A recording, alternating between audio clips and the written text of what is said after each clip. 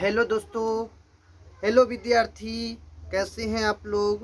उम्मीद करते हैं कि आप लोग अच्छे होइएगा और मन लगा के पढ़ते होइएगा। चलिए, आप लोग के लिए सबसे पहले, अगर इस चैनल पे आप लोग नए हैं तो कृपया लाइक, शेयर और सब्सक्राइब जरूर कर दीजिए।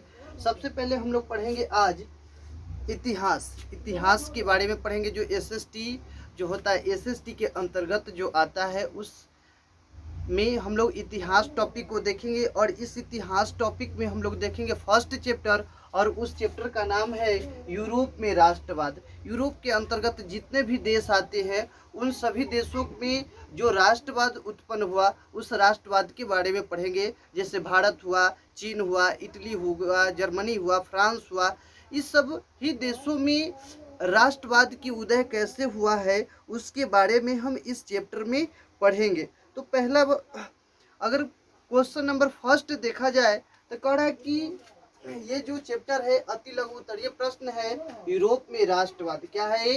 आप लोग सुनाई दे रहा होगा, यहाँ है राष्ट्रवाद। What is nationalism?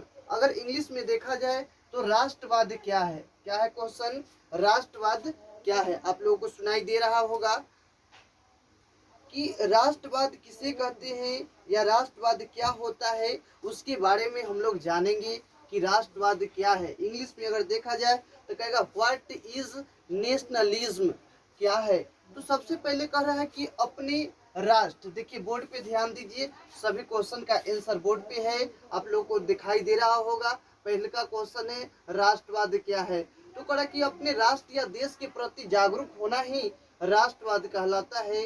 राष्ट्रवाद एक ऐसी भावना है, देखिए राष्ट्रवाद कहने का अर्थ हुआ कि अपने राष्ट्र के प्रति, अपने देश के प्रति विकास करने के लिए, अर्थात अपने देश को विकास करने के लिए जो कदम उठाई जाती है, उसी कदम को हम लोग कहते हैं जागरूक होना, वो पॉजिटिव हो या निगेटिव तरीका से हो। ठीक है, तो अपने राष्ट्र के लिए, अपने देश के लिए, जो अपने देश को आगे बढ़ाने के लिए जो उत्सुक होते हैं या आगे बढ़ते हैं, उसी को राष्ट्रवाद कहते हैं। तो वही कह रहा है कि राष्ट्रवाद एक ऐसी भावना है जो किसी विशेष भौगोलिक, जो विशेष कोई भौगोलिक किसी क्षेत्र के लिए हो, या संस्कृति या सामाजिक परिवेश में रहने वाले लोगों में एकता की स्थापना करता है। क्या करता है? लोगों में एकता, अर्थात यूनिटी की प्रदर्शित करता है, उसी को हम लोग क्या कहते हैं? राष्ट्रवाद कहते हैं। राष्ट्रवाद का उदय सबसे पहले यूरोप में हुआ है। कहाँ हुआ है? यूरोप में हुआ था। अब सेकेंड क्वेश्चन देखिए, फर्स्ट क्वेश्चन है अति लघु उत्तरीय का, ये फर्स्ट क्वेश्चन था। राष्ट्रवाद क्या है? फर्स्ट चैप्टर है, क्लास 10th के इतिहास के फर्स्ट चैप्टर है, और उस चैप्टर का नाम है यूरोप में राष्ट्रवाद। क्या है? यूरोप में राष्ट्रवाद। और उसमें हम लोग पढ़ेंगे, एक में तो हो गया राष्ट्रवाद क्या है, और दूसरा का क्वेश्चन है मेजनी कौन था। तो मेजनी, देखिए मेजनी एक साहित्यकार, गणतांत्रिक विचारों का समर्थक और योग्य सेनापति था। क्या था? एक सेनापति भी था। कैसा सेनापति था? तो अच्छे, योग्य था। मेजनी संपूर्ण इटली का एकीकरण कर उसे एक गणराज्य बनाना चाहता था। अर्थात मेजनी कौन था? तो मेजनी इटली को एकीकरण करने वाला मुख्य योग्य सेनापति था। ठीक है, तो कहेगा मेजनी कौन है? तो मेजनी एक साहित्यकार, गणतांत्रिक विचारों का समर्थक और योग्य सेनापति था। मेजनी संपूर्ण इटली का एकीकरण कर उसे एक गणराज्य बनाना चाहता था। मेजनी ने 1831 में यंग इटली, यहाँ पे ध्यान दीजिएगा, मेजनी ने एक संस्था की तीन संस्था की स्थापना किया था।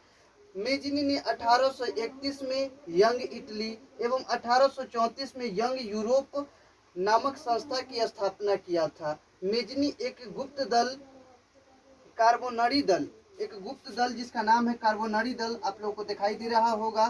कार्बोनरी दल जो है, कार्बोनरी दल से संबंध रखता था। तो इस प्रकार से इस क्वेश्चन का आंसर हुआ। फर्स्ट क्वेश्चन है राष्ट्रवाद क्या है, दूसरा का क्वेश्चन है कि मेजनी कौन था। तो मेजनी साहित्यिक गणतांत्रिक विचारों का समर्थक था।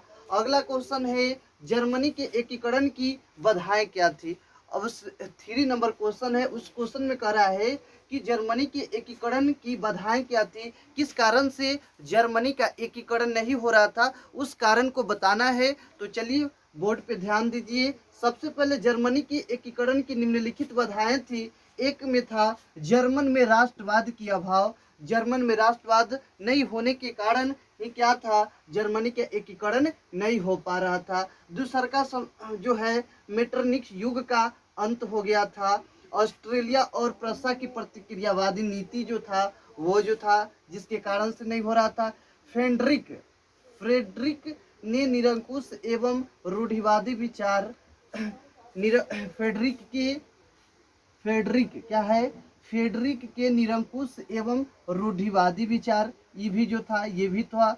उसके बाद ऑस्ट्रियाई देशों के से संघर्ष न करना, ये सभी जो कारण है वह जर्मनी के एकीकरण की बाधाएं थी, एकीकरण नहीं होने दे रहा था। ये जो बाधा था, सबसे पहले जर्मन राष्ट्र की अभाव था, जर्मन में राष्ट्रवाद की अभाव था, मेटरनिक युग का अंत हो गया था, ऑस्ट्रेलिया और प्रसा की प्रतिक्रियावादी नीति थी, और फेडरिक के निरंकुश एवं रूढ़िवादी विचार था, ऑस्ट्रेलियाई देशों से संघर्ष न करना। ये सभी जो कारण है जिसके कारण से इटली का एकीकरण नहीं हो पा रहा था। अगेन क्वेश्चन है 4 नंबर, और इस 4 नंबर क्वेश्चन में कह रहा है कि what is the maternal use, या इसे कहेंगे what is the maternal age. Maternal age क्या था या मीटरनिक युग क्या है, तो कह रहे कि 1815 ईस्वी में। कब? 1815 में। आप लोगों को सुनाई दे रहा होगा। 1815 ईस्वी में वियना सम्मेलन की मेजबानी ऑस्ट्रेलिया के चांसलर मीटरनिक ने किया था। किसने किया था? ऑब्जेक्टिव भी क्वेश्चन आता है यहाँ से कि 1815 ईस्वी में वियना सम्मेलन की मेजबानी ऑस्ट्रेलिया के चांसलर किसने किया था? ऑस्ट्रेलिया के चांसलर का नाम था मीटरनिक। क्या था? मीटरनिक ने किया, जो घोर प्रतिक्रियावादी था। वियना सम्मेलन के माध्यम से यूरोप में नेपोलियन युग का अंत हुआ और मेटरनिक युग की शुरुआत हुआ, जिसे मेटरनिक युग कहते हैं। मेटरनिक युग का मतलब हुआ मेटरनिक के द्वारा चलाए गए शासन। जो मेटरनिक का जो समय था वह सभी समय को हम लोग मेटरनिक युग कहते हैं।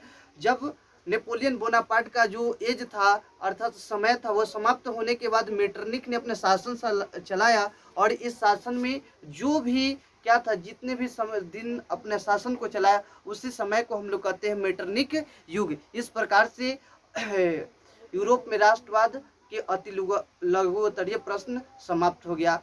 सबसे पहले आप लोग इस चैनल पर नए हैं तो कृपया लाइक शेयर और सब्सक्राइब जरूर कर दीजिए और अपने दोस्तों में शेयर कीजिए। और इस चैनल का नाम है एजुकेशन फॉर ऑल, पर आप लोगों को स्वागत है। Thank you all of you my dear student. देखिए बढ़िया से और नोट बनाइए, प्रॉपर वे में प्ले लिस्ट बना देंगे, और इस प्ले लिस्ट के माध्यम से आप लोग क्या कीजिएगा, इस पूरे क्वेश्चन का सॉल्यूशन आपको मिलेगा फ्री ऑफ कॉस्ट। ठीक है, thank you all of you my dear student.